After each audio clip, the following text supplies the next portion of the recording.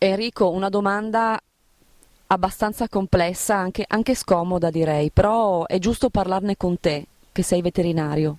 Parliamo dell'eutanasia.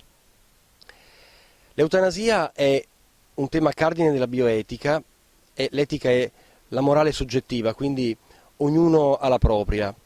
Il problema sorge quando questo qualcuno non può decidere. Questo vale per le persone che sono in stato di incoscienza e vale per tutti gli animali. In questo caso io personalmente applico le decisioni che applicherei su me stesso.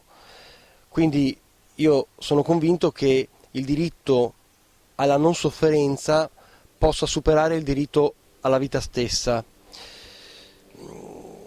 Quando la vita io penso debba essere fatta anche di gioie e di piaceri.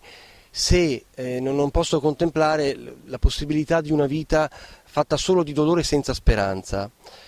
E d'altra parte penso che se non si aderisce a una visione confessionale della vita, a una visione così religiosa che attribuische alla vita un valore sacrale fine a se stesso, non possa che essere così. L'eutanasia per il proprietario spesso è l'ultimo disperato e coraggioso atto di amore verso un animale che si vorrebbe rimanesse con noi ancora a lungo, ma non al prezzo della sua sofferenza. Quando per il proprietario il dolore di vedere la sofferenza del proprio animale supera il dolore della perdita, scatta la richiesta di eutanasia e io credo che sia doveroso riceverla, naturalmente prima di tutto per l'animale. C'è un aspetto dell'eutanasia un aspetto paradossale che mi preme mettere in evidenza ed è il fatto che l'eutanasia sia un diritto che è riconosciuto agli animali e non all'uomo. In molti paesi non è riconosciuto all'uomo.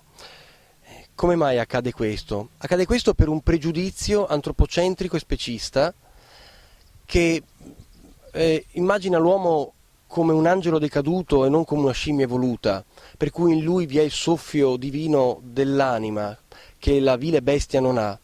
Per questo motivo si consente l'eutanasia agli animali e non all'uomo. Ed è bene che sia così. Il giorno che un papa progressista dovesse pensare di dichiarare che forse anche gli altri animali hanno un'anima, quel giorno verrà negata l'eutanasia a tutti gli animali.